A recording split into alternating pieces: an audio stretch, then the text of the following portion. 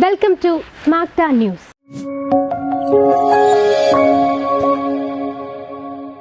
ഉറവിട മാലിന്യ സംസ്കരണത്തിൽ നാടിന്റെ മനസാക്ഷി ഉണർത്താൻ ഗ്രീൻ ലിവിംഗ് സോഷ്യൽ സ്കൂളുമായി സഹകരിച്ചുകൊണ്ട് സ്മാർട്ട് ന്യൂസ് നടത്തുന്ന യാത്ര ഇന്ന് എത്തിച്ചേർന്നിരിക്കുന്നത് പാലക്കാട് ജില്ലാ ജയിലിലാണ്. പരിസര ശുദ്ധിയിലും മാലിന്യ സംസ്കരണത്തിലും കാർഷിക സ്വയം പര്യാപ്തതയുടെ കാര്യത്തിലും പാലക്കാട് ജില്ലാ ജയിൽ ഇന്നൊരു മാതൃകയാണ്. വൃത്തിയും വെടിപ്പുമില്ലാതെ മാലിന്യങ്ങൾ നിറഞ്ഞ് പുകവലി കൊണ്ട് ദുർഗന്ധപൂരിതമായി വൃത്തിയില്ലാത്ത കക്കൂസുകളും കുളിക്കാനുള്ള സംവിധാനങ്ങളും ഒക്കെയായി ദുർഗുണങ്ങളുടെ വിളനിലമായി മാറിയിരുന്ന ജയിലുകൾ ഇന്ന് ജീവിത നിലവാരം മെച്ചപ്പെട്ട് പരിഷ്കരണങ്ങളുടെ പാതയിലാണ്. അന്തേവാസികളുടെ ദുർഗുണ പരിഹാര പാഠശാലയായിരിക്കുന്ന ജയിലുകളിൽ ഇത്തരം പരിഷ്കാരങ്ങൾക്ക് നേതൃത്വം നൽകി ഒരു സാമൂഹിക മുന്നേറ്റത്തിന് കളമൊരുക്കുവാൻ പങ്കുവഹിച്ച എല്ലാവരെയും ഞങ്ങൾ അഭിനന്ദിക്കുന്നു. അതിൽ സുപ്രധാന പങ്കുവഹിച്ച ഇന്ന് പാലക്കാട് ജില്ലാ ജയിൽ സൂപ്രണ്ടായ അനിൽകുമാർ സാറിനെ നമുക്ക് പരിചയപ്പെടാം. ഏതൊരാൾക്കും പ്രചോദനം തരുന്ന അദ്ദേഹവുമായി നമുക്ക് സംവദിക്കാം.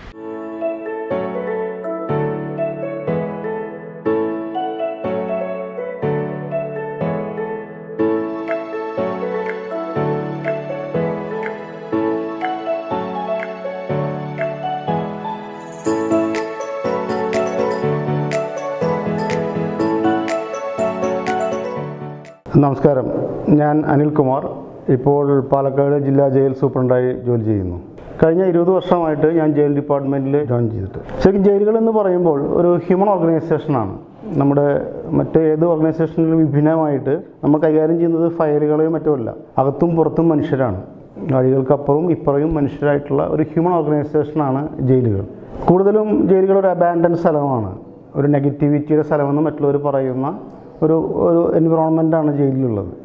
ഇപ്പോൾ ജയിലിലെ ഈ സാഹചര്യത്തെ നമ്മൾ എങ്ങനെ ഒരു സൊസൈറ്റിക്ക് ഉപയോഗക്ഷമമായ രീതിയിൽ ഉപയോഗിക്കാമെന്നുള്ളതാണ് പുതിയ കാലങ്ങളിൽ നമ്മൾ ജയിലിലെ പരിഷ്കരണങ്ങളെ കൊണ്ടും ജയിലിൽ പുതിയ കാര്യങ്ങൾ ചെയ്യുന്നത് കൊണ്ടും നമ്മൾ ഉദ്ദേശിക്കുന്നത്.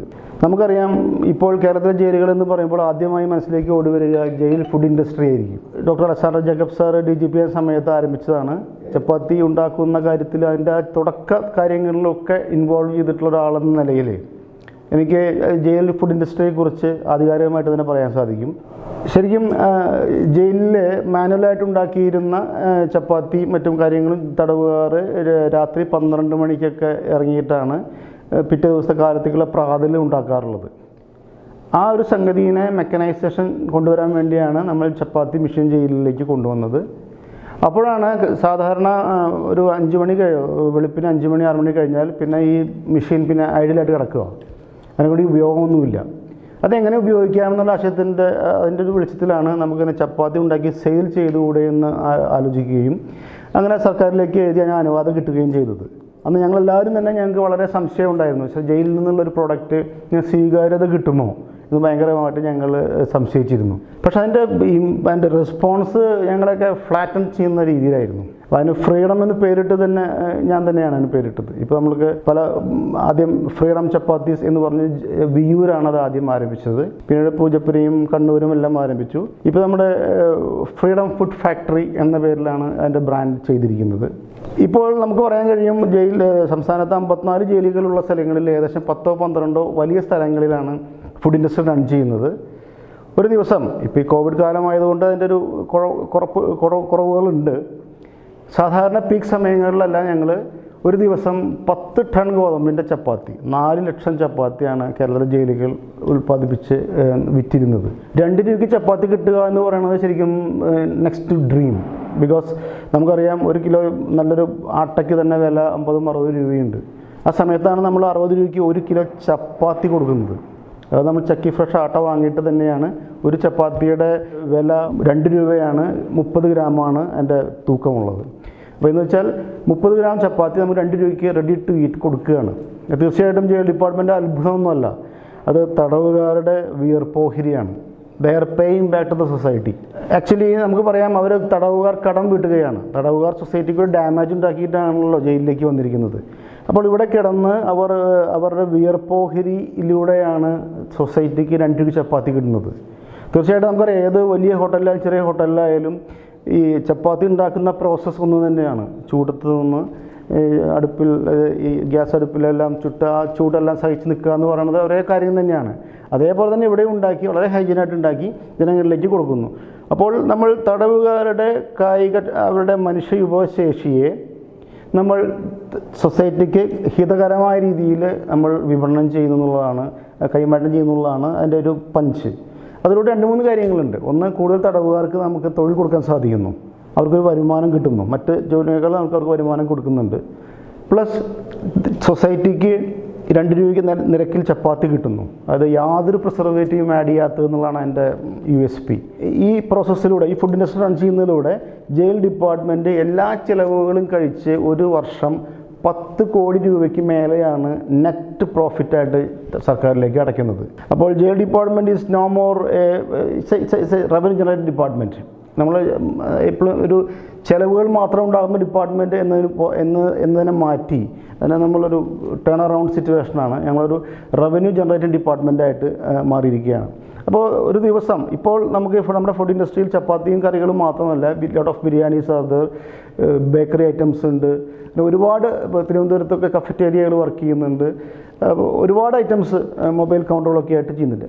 വേറെ രീതിയിൽ പറഞ്ഞാൽ, പെട്ടെന്നൊരു ദിവസം ജയിൽ ഡിപ്പാർട്ട്മെൻറ്റ് ഫുഡ് ഇൻഡസ്ട്രി ഇവിടെ നിർത്തിയാൽ, സ്റ്റോപ്പ് ചെയ്യുകയാണെങ്കിൽ ചെറുതല്ലാത്തൊരു പ്രത്യാഘാതം സൊസൈറ്റിക്ക് ഉണ്ടാക്കുമെന്നാണ് പറയാൻ പറ്റുന്നത്. നമുക്ക് ജയിലുകളിൽ നമുക്കറിയാം, നമ്മുടെ ഈ പ്രത്യേകിച്ച് ഈ ലോക്ക്ഡൗൺ കാലത്ത് ഇപ്പോൾ ഏക പുരോഗതി ഉണ്ടായിട്ടുള്ളത് കാർഷിക രംഗത്താണെന്ന് എല്ലാവരും കൊട്ടിഘോഷിക്കപ്പെടുന്ന സംഗതിയാണ്. കാരണം എല്ലാവരും വെറുതെ ഇരിക്കുമ്പോൾ എന്തെങ്കിലും ചെയ്യാവുന്ന രീതിയിലേക്ക് കൃഷിയിലേക്ക് കുറേ തിരിഞ്ഞിട്ടുണ്ട്. അപ്പോൾ നമ്മുടെ ആഭ്യന്തര പച്ചക്കറി ഉൽപ്പാദനവും നെല്ലുൽപ്പാദനവും എല്ലാം വർദ്ധിച്ചിട്ടുണ്ട്. ആക്ച്വലി ഒരു കൃഷി ചെയ്യാനായിട്ട് എന്താണ് വേണ്ടത്? ആദ്യം സ്ഥലം വേണം, മാൻ പവർ വേണം, ജലസൗകര്യം വേണം, ജലസേചന സൗകര്യം വേണം, ആഗ്രഹം വേണം. ഇതെല്ലാം ജയിലുകളിലുണ്ട്. വലിയ ജയിലുകളിലെല്ലാം, സെൻട്രൽ ജയിലുകളെല്ലാം 100 കണക്കിന് ഏക്കർ വലിപ്പമുള്ള ക്യാമ്പസുകളാണ്. ജില്ലാ ജയിലുകളിലും ഏകദേശം 5-6 ഏക്കർ സ്ഥലമുണ്ട്. ഇപ്പോൾ ഇവിടെ പാലക്കാട് ജില്ലാ ജയിലിൽ 8 ഏക്കർ സ്ഥലമുണ്ട്. ഇവിടെ ഞാൻ കഴിഞ്ഞ നവംബറിൽ ജോയിൻ ചെയ്യുമ്പോൾ, തുടങ്ങിയിട്ട് 1 വർഷം കഴിഞ്ഞിട്ടേ ഉള്ളൂ, ഞാൻ കഴിഞ്ഞ നവംബറിലാണ് ജോയിൻ ചെയ്തത്. ശരിക്കും പറഞ്ഞാൽ ഈ 8 ഏക്കർ സ്ഥലം ഒരു ബാരൻ ലാൻഡ് തന്നെയായിരുന്നു. ശരിക്കും നമുക്ക് കെട്ടിടാവശിഷ്ടങ്ങളെല്ലാം നിറഞ്ഞ് കുന്നുകൂടി കിടന്ന് കാട് പിടിച്ച് കിടക്കുന്ന ഒരവസ്ഥയായിരുന്നു. വെള്ളത്തിനും പ്രശ്നമുണ്ട്. അവിടെ പാലക്കാടിൻ്റെ കാലാവസ്ഥ അനുസരിച്ച് വെള്ളത്തിനും ജലസേചനത്തിനും പ്രശ്നമുണ്ട്. പക്ഷേ മലമ്പുഴ കനാലിൽ വെള്ളം പോയി നമുക്ക് കിട്ടുമായിരുന്നു. അപ്പോൾ നമ്മൾ എങ്ങനെയാണ് കൺവേർട്ട് ചെയ്യാമെന്നതിൻ്റെ വിഷയത്തിൽ ഞാൻ കൃഷിമന്ത്രിയുടെ ശ്രദ്ധയിൽപ്പെടുത്തി. വിയ്യൂരെ ഒരു ഫംഗ്ഷന് പോയപ്പോൾ കൃഷിമന്ത്രി ഞാൻ ഉദ്ഘാടനം ചെയ്തിരുന്ന പുള്ളിയുടെ ശ്രദ്ധയിൽപ്പെടുത്തി ഈ കാര്യം ഉണർത്തിച്ചു. പുള്ളി അപ്പോൾ തന്നെ ഇവിടുത്തെ പാലക്കാട് ജില്ലാ കൃഷി ഓഫീസറെ വിളിച്ചു പറഞ്ഞ് അവരെല്ലാവരും കൂടി അങ്ങനെ ഞാനൊരു ആശയം, നമ്മുടെ ഒരു ആശയത്തിലേക്ക് ആരെ കൊണ്ട് ചാടിച്ചു എന്ന് വേണമെങ്കിൽ പറയാം. ഞാൻ അവരെല്ലാവരും കൂടി വിളിച്ചു. കൃഷിയിൽ ഉദ്യോഗസ്ഥന്മാരെല്ലാം അവിടെ വന്നു. അത് നമ്മൾ ക്ഷിപ്രവനം എന്ന പേരിട്ട് ഒരു പദ്ധതി അവതരിപ്പിച്ചു. എളുപ്പത്തിൽ വേഗം ഫലം തരുന്ന മരങ്ങളുള്ള ഫലവൃക്ഷങ്ങളുള്ള ഒരു തോട്ടം എന്നാണ് ഞാൻ ഉദ്ദേശിച്ചത്. കാരണം അതിനൊരു കാരണം എന്ന് പറയുന്നത്, ഇപ്പോൾ കാലത്ത് എല്ലാവരും 5 സെൻറ്റും 6 സെൻറ്റ് സ്ഥലത്താണ് വീട് വയ്ക്കുന്നത്. അത്രയും ചെറിയ സ്ഥലമാണ്, സ്ഥല സൗകര്യം കുറവാണ്. കുറേ പേർക്കെങ്കിലും ഒരു മരമെങ്കിലും നട്ടു വളർത്തണമെന്നൊക്കെ ആഗ്രഹമൊക്കെയുണ്ട്. പക്ഷേ ഒരു തെങ്ങോ അല്ലെങ്കിൽ മാവോ വെച്ച് ഒരുപാട് കാലം കാത്തിരുന്ന് കാഫലം, അതിനുള്ളൊരു ക്ഷമ ആർക്കും ഉണ്ടാവില്ല. എന്നാൽ നമ്മൾ ഒരുപാട് സ്ഥലങ്ങൾ കേട്ടിട്ടുണ്ട്, 2 വർഷം കൊണ്ട് കാഫലം തരുന്ന മാവുകൾ, തെങ്ങുകൾ എന്നൊക്കെ പറഞ്ഞ് കേട്ടിട്ടേ ഉള്ളൂ, കണ്ടിട്ടില്ല. അത്തരം ഒരു തോട്ടം, അത്തരം ഒരു ഫലവൃക്ഷങ്ങളുടെ ഒരു തോട്ടം ഒരു ഷോപ്പീസ് ആക്കി മാറ്റിയാൽ, ഒരു മാതൃകാ തോട്ടമാക്കി മാറ്റിയാൽ ജനങ്ങൾക്കത് കാണാൻ സാധിക്കും. ഇപ്പോൾ നമ്മൾ ക്യാമ്പസിന് ജയിലിന് പുറത്തായതുകൊണ്ട് വന്ന് സന്ദർശിക്കാൻ സാധിക്കും. പ്രത്യേകിച്ച് മലമ്പുഴ പോലുള്ള സ്ഥലങ്ങളിൽ മലമ്പുഴ ഗാർഡൻ കാണാൻ വരുന്ന ആൾക്കാർക്ക് ഇത് വേണമെങ്കിൽ മലമ്പുഴ ജയിലിലത്തെ ഈ തോട്ടം ക്ഷിപ്രവനവും കാണാതെ, അങ്ങനെ കാണുന്നത് സീയിങ് ഈസ് ബിലീവിങ്. അവർക്കത് എന്തെങ്കിലും ചെടി നടാനോ ഒരു മരം വയ്ക്കാനോ ഒക്കെ പ്രചോദനമാകും. നമുക്കതിന് വേണ്ടിയിട്ടുള്ള ഒരു നഴ്സറിയും ഇവിടെ ആരംഭിക്കാൻ സാധിക്കും. അപ്പോൾ അവരുടെ സഹകരണം കൊണ്ട് നമ്മൾ ശരിക്കും ഈ 8 ഏക്കർ സ്ഥലത്തെ 1 ഇഞ്ച് പോലും ഒഴിവാക്കാൻ രീതിയിൽ നമ്മൾ കൃഷി ഇറക്കിയിരിക്കുകയാണ്. ഇപ്പോൾ ഈ പരിപാടി തുടങ്ങിയിട്ട് നമ്മൾ ഏകദേശം 5-6 മാസമാണ് ആയിട്ടുള്ളത്. ആ സമയത്ത് നമ്മൾ എല്ലാ സ്ഥലങ്ങളിലും, ഇപ്പോൾ കേരള കർഷക സംഘത്തിൻ്റെ നമുക്ക് അവരുടെ സഹായം ലഭിച്ചു. നെല്ല്, റാഗി, മുത്താറി എന്ന് പറഞ്ഞത് അത് വെച്ചിട്ടുണ്ട്, പപ്പായ വെച്ചിട്ടുണ്ട്. കൂടാതെ CPCRA കാസർഗോഡ് തോട്ടവിള ഗവേഷണ കേന്ദ്രത്തിൽ നിന്ന് അവരുടെ റിലീസ്ഡ് വെറൈറ്റി ആയിട്ടുള്ള 100 തെങ്ങിൻ തൈകൾ, വിവിധ 5 തരത്തിലുള്ള തെങ്ങിൻ തൈകൾ അവർ സൗജന്യമായി ലഭ്യമാക്കി. സയൻറ്റിസ്റ്റൊക്കെ വന്നാണ് നമ്മളിവിടെ നട്ടിട്ടുള്ളത്. അത് കോക്കനട്ട് ഓർച്ചാർഡ് ഉണ്ടാക്കാൻ തന്നെയാണ് അത് നട്ടിട്ടുണ്ട്. പിന്നെ ഈ ഒരു കപ്പയായാലും മധുരക്കിഴങ്ങായാലും കൂർക്കയായാലും പല കിഴങ്ങ് വർഗ്ഗങ്ങൾ സംഭവങ്ങൾ, പിന്നെ വഴുതന, വാഴ തുടങ്ങിയ സകല എന്ത് വേണ്ട നമ്മൾ സമ്മിശ്ര കൃഷിയുടെ കൂത്തരങ്ങ് എന്ന് പറയുന്ന രീതിയിലേക്ക് ഇതിനെ കൺവേർട്ട് ചെയ്തു. അപ്പോൾ ഇപ്പോൾ നമുക്ക് സാധാരണ ദിവസം തന്നെ ഇപ്പോൾ ഏകദേശം ഒരു മാസം നമുക്ക് 250-300 കിലോ പച്ചക്കറി നമുക്ക് ഉൽപ്പാദിപ്പിച്ച് അകത്തെടുക്കുന്നുണ്ട് നമ്മൾ. അത് ഇനിയും വർദ്ധിക്കാൻ സാധിക്കുമെന്നുള്ളതാണ് നമ്മൾ ഇതിലൂടെ കണ്ടിട്ടുള്ളത്. ജയിലുകളിലെ ഇത്രയും അംഗസംഖ്യകളാണ്, 250 തടവുകാരുണ്ട്, 19 സ്റ്റാഫുകളുണ്ട്, അവരുടെ എല്ലാം വേസ്റ്റ് വരുന്ന സ്ഥലമാണ്. അപ്പോൾ വേസ്റ്റ് മാനേജ്മെൻറ്റ് ശരിക്കും നമുക്കൊരു പ്രശ്നമാണ്. ഇവിടെ നമ്മൾ പല വലിയ ജയിലുകളിലും എല്ലാം ബയോഗ്യാസ് ഡൈജസ്റ്ററുകളൊക്കെ നമ്മൾ സ്ഥാപിച്ചിട്ടുണ്ട്. അതിനൊക്കെ കുഴപ്പമെന്ന് പറഞ്ഞാൽ നന്നായി മെയിൻറ്റെയിൻ ചെയ്തില്ലെങ്കിൽ നമ്മൾക്കത് ഡെയിലി മോണിറ്റർ ചെയ്തില്ലെങ്കിൽ മെയിൻറ്റെയിൻ ചെയ്തില്ലെങ്കിൽ ചോക്കിംഗ് ആവും, പ്രശ്നമാവും. ഇവിടെയും അപ്പോൾ നമ്മൾ ഓർഗാനിക് ലിവിങ്, ഗ്രീൻ ലിവിങ് എന്ന് പറയുന്ന ഒരു ഓർഗനൈസേഷൻ്റെ സജീവ്, ഇവിടെ എനിക്ക് അദ്ദേഹത്തെ വിയൂർ വെച്ച് തന്നെ അറിയാമായിരുന്നു. ഇവിടെ വന്നപ്പോൾ അദ്ദേഹം ഇവിടെയും വിളിച്ചു വരുത്തി ഇവിടുത്തെ വേസ്റ്റ് മാനേജ്മെൻറ്റ് സംബന്ധിച്ച് സംസാരിച്ചു. അപ്പോൾ ഇവിടെ ഞാൻ വന്ന് നോക്കുമ്പോൾ ഇവിടെയുള്ള ബയോ വേസ്റ്റുകൾ, ഈ ഫുഡ് വേസ്റ്റുകളെല്ലാം ഇവിടെ അടുത്തുള്ള ഒരു പന്നി ഫാമിലേക്ക് നമ്മൾ കൊടുത്തു വിടുകയാണ് ചെയ്യുന്നത്. അല്ലെങ്കിൽ ഇവിടെ നമ്മുടെ പരിസരമെല്ലാം ബുദ്ധിമുട്ടാവും. അപ്പോൾ സജീവിൻ്റെ സഹായത്തോടെ ഈ മൈക്രോബ്സ് അങ്ങനെ അതിൻ്റെ ഒരു സബ്സ്റ്റൻസ് അത് നമ്മൾ ഓർഗാനിക് വേസ്റ്റിലേക്ക് ആഡ് ചെയ്ത് അതിനെ കൺവേർട്ട് ചെയ്യുന്ന രീതിയിൽ നമ്മൾ നന്നായിട്ട് ഇവിടെ പരീക്ഷിച്ചു. പക്ഷേ കുറച്ചുകൂടി അത് എക്സ്പെൻസീവ് എന്ന രീതിയിലാണ് അത് ഉണ്ടായിരുന്നത്. അപ്പോൾ നമ്മൾ ഇവിടുത്തെ ചൂട് അതിനൊരു ശരി പ്രത്യാഘാതമായിരുന്നു. എങ്കിലും നമ്മൾ കുറേ അളവിൽ നമ്മൾ ഈ ഓർഗാനിക് വേസ്റ്റിനെ മാനുവറാക്കാൻ നമുക്ക് സാധിച്ചു. ആ മാനുവർ നമ്മൾ ഇവിടുത്തെ ചെടികളുടെ വളർച്ചയ്ക്കൊക്കെ ഉപയോഗിക്കുന്നുണ്ട്. നമ്മൾ ഇപ്പോൾ നമുക്ക് ശുചിത്വ മിഷൻ്റെ നേതൃത്വത്തിൽ നമുക്കൊരു ബയോഗ്യാസ് ഡൈജസ്റ്റർ ഇവിടെ നമുക്ക് സ്ഥാപിച്ചിട്ടുണ്ട്. അത് പ്രവർത്തിക്കാൻ പോകുന്നേ ഉള്ളൂ. അപ്പോൾ നമുക്ക് ഇനി അത് ഫുഡ് വേസ്റ്റുകളെ നമുക്ക് അതിലേക്ക് കൺവേർട്ട് ചെയ്യാൻ സാധിക്കും. ഇപ്പോൾ വേസ്റ്റ് മാനേജ്മെൻറ്റ് എന്ന് പറയുന്നത് വലിയൊരു സംഗതി തന്നെയാണ്. അത് നമ്മളെല്ലാവരും എൻ്റെ വേസ്റ്റ് എൻ്റെ റെസ്പോൺസിബിലിറ്റി എന്ന് പറയുന്ന സന്ദേശം ഉൾക്കൊണ്ട് മിസ്റ്റർ സജീവൊക്കെ ഈ കാര്യത്തിന് വേണ്ടി ധാരാളം നടക്കുന്ന ആളാണ്. കാരണം ശുചിത്വ മിഷനുമായി ബന്ധപ്പെട്ടിട്ട് ഈ ലിവിങ് ഒരുപാട് സ്ഥലങ്ങളിൽ നമുക്കറിയാം, നമ്മുടെ ഏറ്റവും കൂടുതൽ ഈ ബ്രോയിലർ കോഴീനെ കൺസ്യൂം ചെയ്യുന്ന ഒരു സ്ഥലമാണ്. അതുകൊണ്ട് തന്നെ അത്രയും വേസ്റ്റുകൾ നമുക്കുണ്ടാവും.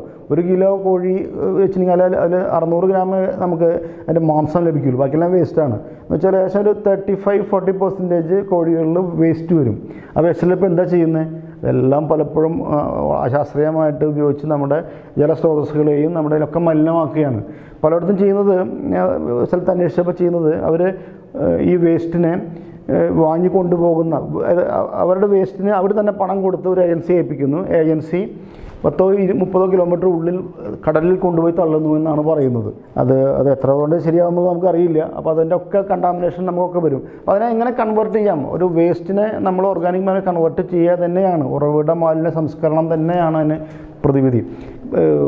ഇതിനെ സംബന്ധിച്ചിടത്തോളം കേന്ദ്രീകരണമല്ല, വികേന്ദ്രീകൃതമായിട്ട് തന്നെ വേസ്റ്റിനെ എൻ്റെ മാലിന്യം ഞാൻ തന്നെ ഉത്തരവാദിത്തപ്പെട്ട് സംസ്കരിക്കണമെന്ന രീതി തന്നെയാണ് ഏറ്റവും ഉള്ളത്. ഓരോ വീട്ടിലും ബയോഗ്യാസ് ഡൈജസ്റ്ററോ അല്ലെങ്കിൽ ബയോ ബിന്നോ ഇതുപോലുള്ള ഓർഗാനിക് മാനർ കൺവേർട്ട് ചെയ്യാവുന്ന സംവിധാനങ്ങളോ നമുക്ക് വേണം. അത് പ്രകാരം നമ്മൾ ഇപ്പോഴത്തെ കാര്യങ്ങൾ നമ്മൾ ചെയ്തു വരുന്നുണ്ട്. ഏറ്റവും പ്രധാനപ്പെട്ട ഒരു ട്രിഗറിങ് ഫാക്ടർ എന്ന് പറയുന്നത് സെൻകുമാർ സാറ് ഞങ്ങളുടെ DGP ആയിരുന്ന സമയത്താണ്. ആ സമയത്തായിരുന്നു ഞങ്ങൾ സോളാർ പാനലുകൾ 13th ഫിനാൻസ് കമ്മീഷൻ ഫണ്ട് ഉപയോഗിച്ച് ഏകദേശം ജയിലുകളിൽ 1 മെഗാവാട്ട് ശേഷിയുള്ള സോളാർ പാനലുകൾ ഞങ്ങൾ 2010 കാലഘട്ടങ്ങളിൽ സ്ഥാപിച്ചിട്ടുണ്ട്. എന്നാൽ അത് കെൽട്രോണാണ് സ്ഥാപിച്ചത്. അതിൻ്റേതായ റെട്ടാപ്പിസവും അതിൻ്റെ വൈകലുകളും അതിൻ്റെ ഉപയോഗത്തിലും എല്ലാം കാരണം അത് വെച്ചതിന് ശേഷം നമുക്ക് ഇലക്ട്രിസിറ്റി ബില്ല് കൂടുകയാണ് ചെയ്തത്. അത്ഭുതകരമായി കൂടുകയാണ് ചെയ്തത്.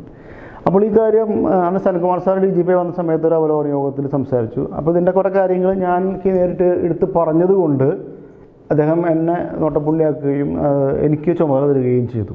അപ്പോൾ സംസ്ഥാനത്തെ ഈ പ്രത്യേകിച്ച് സോളാർ പാനലുകളുടെ ക്ഷമതയും അതിൻ്റെ ഉപയോഗവും അതിൻ്റെ എനർജി മാനേജ്മെൻറ്റ് കാര്യങ്ങളും ഈ മഴക്കുഴി കാര്യങ്ങളും ഓർഗാനിക് വേസ്റ്റിൻ്റെ ഇത്തരം കുറേ എല്ലാ കാര്യങ്ങളും ഉൾക്കൊള്ളുന്ന ഒരു സർവേ നടത്താനായിട്ട് ഒരു ടെക്നിക്കൽ ടീം ഉണ്ടാക്കുകയും അതിന് ലീഡർ എന്നെ ആക്കി വയ്ക്കുകയും ചെയ്തു. ഞങ്ങളങ്ങനെ ഓരോ സോണിലും 3 സോണാണുള്ളത്. 3 സോണിലും ഓരോ കോർഡിനേറ്ററുകളെ വെച്ച് ഓരോ ജയിലുകളിലും ഓരോ ഉദ്യോഗസ്ഥനെ എനർജി മാനേജർ എന്ന രീതിയിൽ ഞങ്ങൾ സെലക്ട് ചെയ്ത് എല്ലാ ജയിലുകളിലെയും ഡാറ്റകൾ കളക്ട് ചെയ്ത് വളരെ ബൃഹത്തായ ഒരു ബൃഹത്ത് ഇൻ സെൻസ് ഒരു വളരെ പ്രസൻസ് ടെക്നിക്കാലിയ എന്ന് പറഞ്ഞിട്ടൊരു ബുക്ക് പബ്ലിഷ് ചെയ്തു. അന്നത്തെ ആഭ്യന്തരമന്ത്രിയാണ് അത് പബ്ലിഷ് ചെയ്തത്.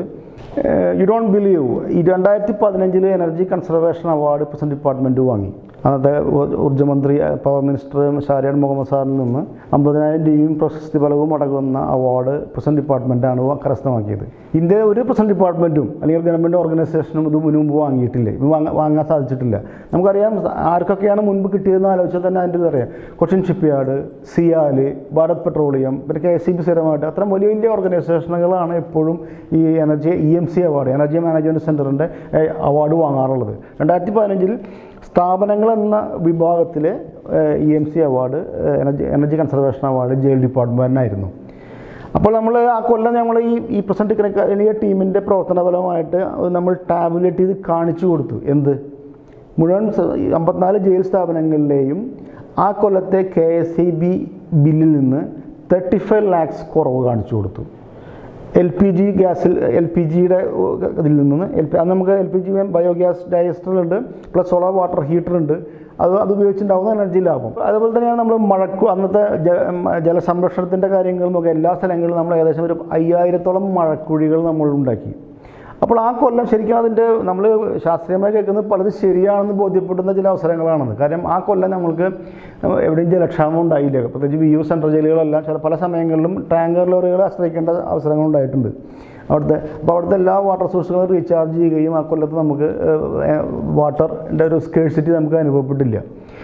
ഈ എനർജി കൺസർവേഷൻ ഇത് പ്രകാരം ഈ സോളാറിൻ്റെ ഉപയോഗം പ്രകാരം നമുക്ക് ഇതുമാതിരി നമുക്ക് എനർജി ലാഭിക്കാനും നമുക്ക് സാധിച്ചു. പക്ഷേ തുടർന്ന് വരുന്നില്ല എന്നുള്ളതൊരു വിഷമകരമായ അവസ്ഥയാണ് ഇപ്പോൾ ഉള്ളത്. ഒന്ന്, അത് ഓഫ് ഗ്രിഡ് ആയിരുന്നു, അത് ബാറ്ററി അധിഷ്ഠിത കാര്യമായിരുന്നു. ബാറ്ററി എല്ലാം ഇത്തിരി സമയം കൊണ്ട് നാശമായി പോകുമല്ലോ. ഇനി അത് ഓൺ ഗ്രിഡ് ആക്കണമെങ്കിൽ ഒരുപാട്, ബിക്കോസ് അന്നത്തെ ടെക്നോളജി ഓഫ് ഗ്രിഡ് ആയിരുന്നു. ഇപ്പോൾ എല്ലാം ഓൺ ഗ്രിഡിലേക്കാണ് പോകുന്നത്. അതുകൊണ്ട് തന്നെ ഇപ്പോൾ എല്ലാം അവിടെ ഒന്നുമില്ലാത്ത പോലെ കിടക്കുകയാണ്. അത്രയും ഇൻവെസ്റ്റ്മെൻറ്റ് ഇപ്പോൾ ഒരു വേസ്റ്റായ പോലെ കിടക്കുകയാണ്. അതിനെ ഓൺ ഗ്രിഡ് ആക്കേണ്ട കാര്യമുണ്ട്. പിന്നീട് നമ്മൾ പല DGPമാർ വരുമ്പോഴും അവരുടെ ആശയങ്ങൾ ജയിലുകളിൽ നടപ്പിലാക്കാനായിട്ട് ശ്രമിക്കും. അത് നമ്മുടെ ഇപ്പോഴത്തെ ഋഷിരാജ് സിംഗ് സാറായാലും ഇത്തരം കാര്യങ്ങളിൽ ഭയങ്കര വർക്കഹോളിക്കായിട്ടുള്ള ആളാണ്. നമ്മളെപ്പോഴും ആഹ്വാനം ചെയ്ത പുതിയ പുതിയ കാര്യങ്ങൾ ഈ കോവിഡ് കാലഘട്ടത്തിൽ ഏറ്റവും എഫക്റ്റീവായിട്ട് ജനങ്ങളിലേക്ക് ആദ്യം ഇറങ്ങിയിട്ടുള്ള ഏജൻസികളിലൊന്ന് ജയിൽ ഡിപ്പാർട്ട്മെൻറ്റാണ്. കാരണം ഏറ്റവും തുടക്കത്തിൽ ലോക്ക്ഡൗൺ തുടങ്ങുന്നതിന് തൊട്ട് മുമ്പ് തന്നെ ആ സമയത്ത് ആണ് ഇങ്ങനെ മാസ്ക് ഉപയോഗിക്കണം, സാനിറ്റൈസ് ചെയ്യണം എന്നൊക്കെ പറയുമ്പോൾ സാനിറ്റൈസർ എന്നൊരു പദം തന്നെ നമ്മൾ പലപ്പോഴും കേൾക്കുന്നത് ആ സമയത്താണ് ശരിക്കും പറഞ്ഞാൽ. അല്ലെങ്കിൽ അതുവരെ നമ്മൾ ഡോക്ടർമാർ ഉപയോഗിക്കുന്ന ഒരു വസ്തുവായിട്ടാണ് സാനിറ്റൈസർ നമ്മൾ കണ്ടിട്ടുള്ളത്. അപ്പോൾ സാനിറ്റൈസർ വേണം. അപ്പോൾ നമ്മളത് പുള്ളി അത് വിളിച്ച് എല്ലാവരും ജയിലുകളിലും പറഞ്ഞപ്പോൾ എല്ലാ ജയിലുകളിലും തന്നെ മാസ്കും ക്ലോത്ത് മാസ്കും സാനിറ്റൈസറും ഉൽപ്പാദിപ്പിക്കാനായിട്ട് ആരംഭിച്ചു. ഈ സമയത്ത് ഏകദേശം 20 ലക്ഷത്തോളം തുണി മാസ്കുകൾ ഉൽപ്പാദിപ്പിച്ച് വിറ്റിട്ടുണ്ട് jail department. 20,000 litre plus sanitiser ഉൽപ്പാദിപ്പിച്ച് വിറ്റിട്ടുണ്ട്. ഇതിലൂടെ ശരിക്കും നിയർ ക്രോർസ് തന്നെ നമുക്ക് ലാഭം കിട്ടും. ബിക്കോസ് എനിക്ക് ഇവിടുത്തെ കാര്യം മാത്രം പറയാൻ കഴിയും. ഇവിടെ ഇതൊരു ചെറിയ സ്ഥലമാണ്. പാലക്കാട് ജില്ലാ ജയിലിൽ ഞങ്ങളാകെ ഏകദേശം ഒരു 20,000 പ്ലസ് മാസ്കുകളാണ് 5-fold 3 ലെയർ മാസ്കുകൾ, ഇതുപോലുള്ള മാസ്കുകളാണ് നമ്മൾ ഉൽപ്പാദിപ്പിച്ച് നമ്മൾ വിപണനം നടത്തിയത്. പിന്നെ ഏകദേശം നമ്മളൊരു 300 ലിറ്റർ മാത്രമേ സാനിറ്റൈസർ ഉൽപ്പാദിപ്പിച്ച് വിപണനം നടത്തിയുള്ളൂ. ഈ വിപണനത്തിൽ മാത്രം ഞങ്ങൾ 2 ലക്ഷം രൂപയാണ് സർക്കാരിലേക്ക് ലാഭം അടച്ചത്, ഇത്രയും വിപണനം കൊണ്ട് മാത്രം. പിന്നെ പാലക്കാട് മാത്രമായിട്ട് ഞങ്ങൾ ഫേസ് ഷീൽഡ് ഇവിടെ മാത്രമാണ് ഉൽപ്പാദിപ്പിച്ചിട്ടുള്ളത്. ഇത് ഒരു ഫേസ് ഷീൽഡാണ്, ഏറ്റവും സിമ്പിളായിട്ടുള്ള OHP ഷീറ്റ് വെച്ചുള്ള ഒരു ഫേസ് ഷീൽഡാണിത്. ഇത് ഇവിടെ മാത്രമാണ് ഉൽപ്പാദിപ്പിച്ചിട്ടുള്ളത്. ഏകദേശം ഞങ്ങളൊരു 10-500ഓളം ഫേസ് ഷീൽഡുകൾ ഇത്രയും ഉൽപ്പാദിപ്പിച്ചത് കൊടുത്തിട്ടുണ്ട്. കഴിഞ്ഞ ദിവസം തന്നെ ഇവിടെ ITIയിൽ അധ്യാപകർ വന്നിട്ട് ഒരു 150-ഓളം വാങ്ങിക്കൊണ്ടുപോയി. പിന്നെ നമ്മൾ സമീപത്തിൽ ജയിലുകളിലെല്ലാം ഞങ്ങൾ സൗജന്യമായിട്ട് തന്നെ കൊടുത്തു. കഴിഞ്ഞ ദിവസം ഹോസ്പിറ്റലിലേക്കും ഡോക്ടർ ചോദിച്ചപ്പോൾ അവർക്ക് പെട്ടെന്ന് സാധനം ഇവിടെ കണ്ടെയ്ൻമെൻറ്റ് സോൺ ആയപ്പോൾ വാങ്ങാൻ ലഭിക്കുന്നില്ല എന്ന് അവിടേക്ക് നമ്മൾ കൊടുത്തിട്ടുണ്ട്. അപ്പോൾ എല്ലാ ജയിലുകളിലും ഇത്തരത്തിൽ പിന്നെ തുണി മാസ്ക് ഉൽപ്പാദിപ്പിച്ച് വിപണനം നടത്തിയത് വഴി വേറൊരു കാര്യം കൂടി അതിൽ പ്രത്യേകം എടുത്ത് പറഞ്ഞു. കാരണം തുണി മാസ്ക് എന്ന് പറയുന്നത് നമ്മൾ വാഷ് ചെയ്ത് ഉപയോഗിക്കുകയാണ്. ഇത് ഞാൻ കഴിഞ്ഞ ഒരു മാസമായിട്ട് ഉപയോഗിക്കുന്നതാണ്. വാഷ് ചെയ്ത് ഉപയോഗിക്കുക. ഇതല്ലായിരുന്നെങ്കിൽ പകരം ഡിസ്പോസിബിൾ മാസ്ക് ഉപയോഗിക്കുമായിരുന്നു. എല്ലാവരും ഒരു തവണ ഉപയോഗിച്ച് വലിച്ചെറിയുമായിരുന്നു. ആ മാലിന്യം തന്നെ ഭയങ്കരമാണ്. 20 lakhs 3 മാസ്കുകൾ നമ്മൾ ഉണ്ടാക്കി. ഇപ്പോൾ ഓഫ് കോഴ്സ് ഞങ്ങളുടെ മാസ്കുകൾക്ക് ഡിമാൻഡില്ല, കാരണം ഒരുപാട് വിപണിയിൽ ഒരുപാട് മാസ്കുകൾ ഉള്ളതുകൊണ്ട്. പക്ഷേ തുടക്കത്തിൽ ഞങ്ങൾക്ക് കാറ്റർ ചെയ്യാൻ പറ്റുമായിരുന്നില്ല. സംസ്ഥാനത്തെ എല്ലാ KSEB ഉദ്യോഗസ്ഥന്മാർക്കും കൊടുക്കാനായിട്ട് കരാറ് നമുക്ക് ഒരു MOU സൈൻ ചെയ്തിട്ട് ഞങ്ങൾക്ക് കാറ്റർ ചെയ്യാൻ ഭയങ്കര ബുദ്ധിമുട്ടായിരുന്നു ഞങ്ങൾക്ക്. ഇപ്പോൾ ഓക്കെ, ഇപ്പോൾ നമുക്ക് തിന്നാണ്, ഞങ്ങളുടെ ആവശ്യം ഡിമാൻഡ് തിന്നാണ്. ഞങ്ങളത് ഫലപ്രദമായി തന്നെ കോവിഡ് പ്രതിരോധ പ്രവർത്തനങ്ങളിൽ ജയിൽ വകുപ്പ് വളരെ കേമമായിട്ട് തന്നെ ഇടപെടുകയുണ്ടായിട്ടുണ്ട്. ചെറുപ്പത്തിലും വളർച്ചയുടെ ഭാഗത്തിലൊക്കെ കെയർ കിട്ടാത്ത കുറേ ആൾക്കാരാണ് ജയിലിൽ വരുന്നത് എന്നുള്ളതൊരു വാസ്തവമാണ്. 5-6 കൊല്ലം മുമ്പ് വരെ ജയിൽ ക്യാൻറ്റീനകത്ത് ബീഡി സിഗരറ്റ് ക്യാൻറ്റീനിൽ വിറ്റിരുന്നു. ജയിലുകൾ നിങ്ങൾ വിചാരിക്കുന്നത് പോലെ ഹൈജീൻ പ്രശ്നങ്ങളില്ല. വേസ്റ്റ് കുമിഞ്ഞു കൂടി കിടക്കുക എന്ന് പറയുന്നത് നമ്മുടെ സിസ്റ്റമാണ്, ശീലമാണ്.